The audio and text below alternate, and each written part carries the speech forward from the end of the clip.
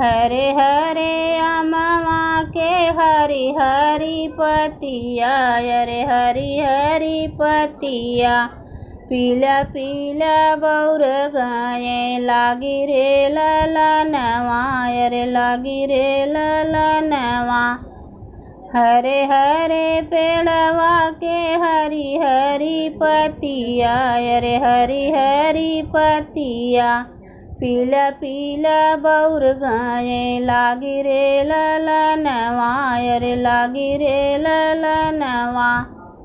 अरे उघो पर खावई दुलहिन कवानी दे, अरे दुलहिन कवानी दे।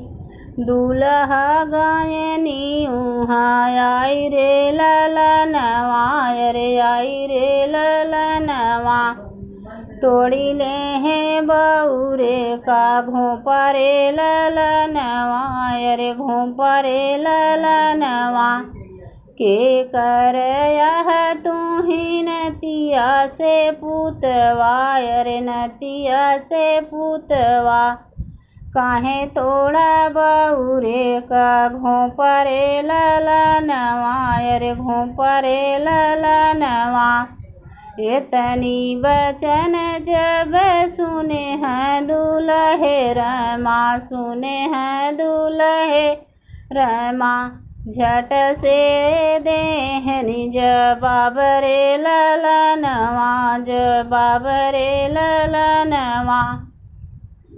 अरे अपने नी ससुर के यही हम दमदवा, अरे यही हम दमदवा।